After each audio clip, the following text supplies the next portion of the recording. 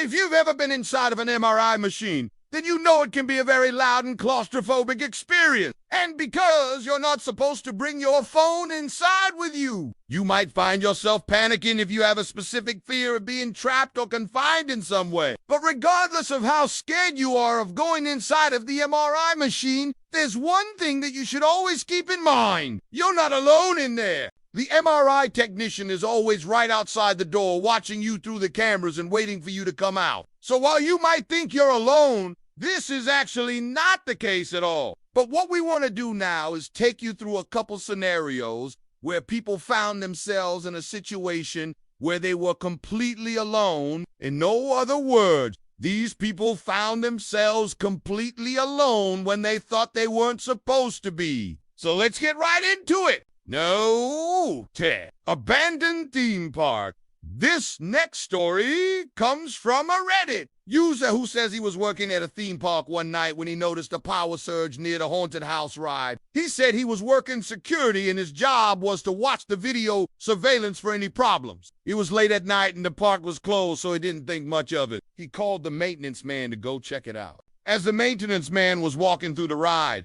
he saw that the power had been restored. That meant that animatronics and props would move throughout the ride. It was too dangerous to remain on the ride with all the moving parts, so he instructed the maintenance man to leave. But then suddenly the lights went out again. The security guard looked back at the monitor and saw the maintenance man running for the exit. The guard tried to call him, but his phone went straight to voicemail. He was worried. Where did he go? Why didn't he answer his phone? What happened? He tried to keep calm and collected and look at the monitor. The guard knew the layout of the ride like the back of his hand, so he immediately spotted something wrong. One of the animatronics had gotten off the track and was slowly moving towards the maintenance worker. The prop had a knife in its hand and was advancing on him. In a panic, he ran over to the maintenance access door for the ride. He opened it up and crawled through. As he was making his way through the tunnels underneath the ride, he heard screams in the darkness. He couldn't see anything because it was pitch black, but he could hear the animatronic moving closer and closer. Was he playing some sort of deadly game of hide and seek? What was happening? He eventually made it to the end of the tunnel and collapsed onto the ground, hyperventilating and terrified. He stayed still for a bit, trying to listen to where the animatronic was. The screams had stopped and everything was silent. He took a deep breath and began to make his way back to the entrance. He walked slowly and quietly until he heard a voice say, "Is anyone there?" The guard froze. Was he imagining things? Was it the stress getting to him? He called out, "Hello," hoping to get an answer. But instead he heard footsteps running towards him. In a panic, he turned and ran. But after a few seconds, the footsteps seemed to stop. The guard slowed down and looked around to try to see where the footsteps had gone. But to his surprise, he saw no one. He continued to walk out of the attraction and soon found himself in the relative safety of the brightly lit hallway. When the sun came up, the park opened and guests began filing through the gate. The guard went back to watch the security footage to see exactly what had happened. What he saw made his blood run cold. On the tape, you could see the animatronic advancing on the maintenance man.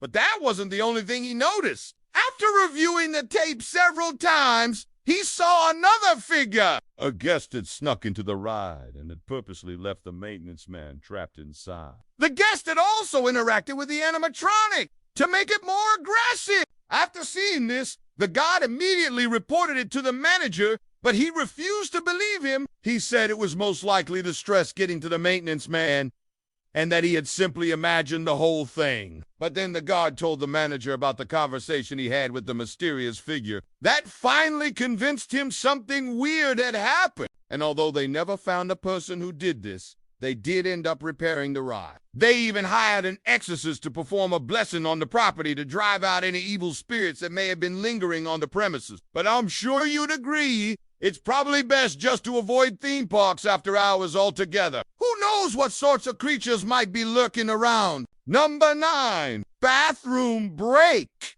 This next story comes from a Reddit user who says he was working a night shift job and it was his first day. He said he needed to use the bathroom really badly. It was those I gotta go kind of moments, but he also didn't want to go into the bathroom alone.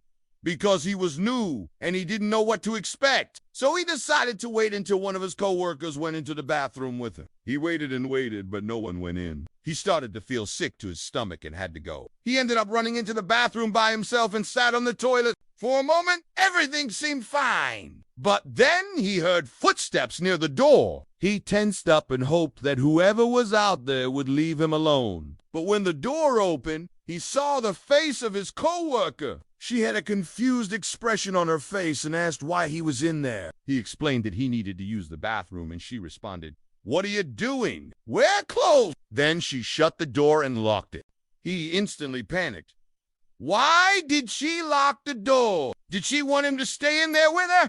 He didn't know what to do. Should he knock? Should he wait? What? She came back and unlocked the door and asked him if he was done. He nodded his head and she said, "Okay, you can come out now." Still confused, he got up and walked out of the bathroom. His coworker gave him a sly grin and said, "Welcome to the club." Confused, he asked, "What club?" She just smiled and kept walking. He had no idea what she was talking about. And after work, he asked his other coworkers if they knew anything about it. They all acted like it was the funniest joke ever and kept telling him to join the club. It wasn't until he read the bathroom sign that he realized the truth. The sign said, "Employees must remain in bathroom during business hours." No!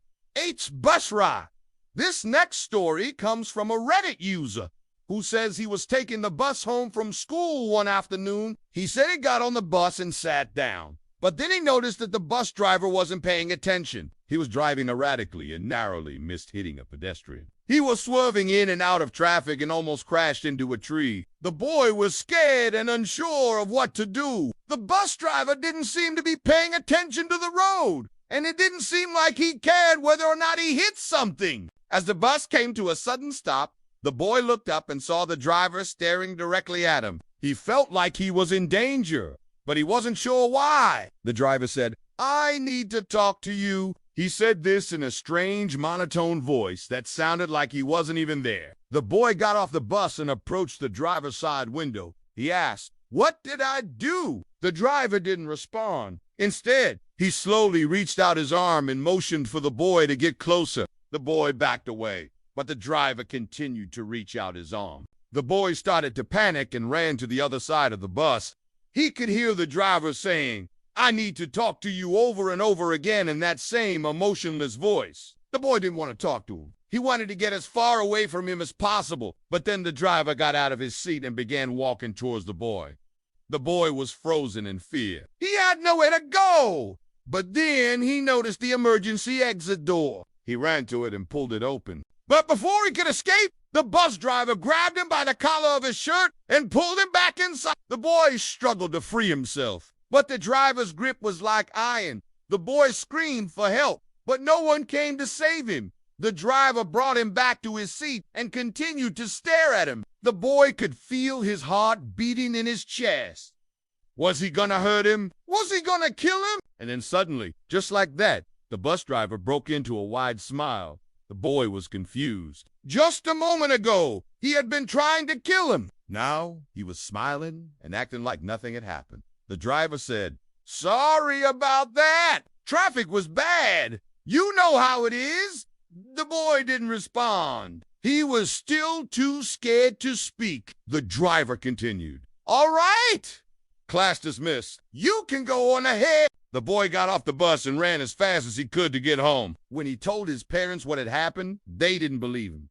They thought it was just a nightmare he had. But then the next day at school, he told his friends, and they told him that he shouldn't worry about it. They said it was normal for bus drivers to act that way. Number 7, the tunnel. This next story comes from a Reddit user who says he and his friend were driving through a tunnel in San Francisco. He said it was late at night and the streets were empty. They were driving along and everything seemed fine until they drove under the Golden Gate Bridge. They entered a long and dark tunnel that stretched on forever. As they were driving through, the car began to shake violently. They were tossed around like a toy in a washing machine. They managed to pull over on the other side of the tunnel and get out of the car to check the damage. They looked all around the car but couldn't find anything wrong.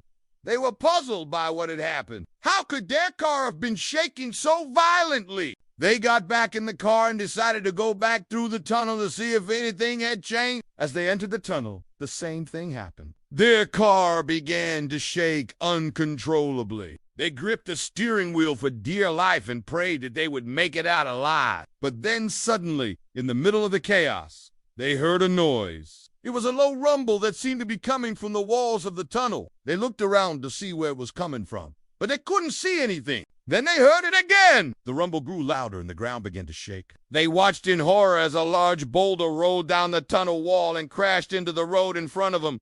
The boulder was huge and it blocked the entire tunnel. Now they were trapped inside of a dark and narrow tunnel with a giant rock blocking the exit. They tried to turn the car around, but the road was too narrow. They were trapped just when they thought things couldn't get worse. The rumble echoed through the tunnel once again. Another boulder came crashing down and landed beside the first one. They were surrounded by fallen rocks, and they were terrified. They tried to break a window and escape, but they were too scared to do it without knowing what was out there. They were afraid that they might be injured by the rocks, or that they might be taken by something else entirely. They decided to stay in the car and hope for the best. And that's when they heard voices. They were coming from the other side of the rock. They couldn't see who was out there, but they could hear them getting closer. The voices got louder and louder, and suddenly a light appeared in the darkness. They were blinded by the bright light and shielded their eyes. When they could see again, they saw a group of people standing in front of them. The people asked if they were okay and offered to help, but then one of them said something that made their blood run cold. He said, "You should have never been in here in the first place. This isn't a road. It's a portal." Which scenario was the scariest to you? Let me know in the comments below. And remember, if you're ever in an enclosed space, just remember you're not alone. Someone is always watching.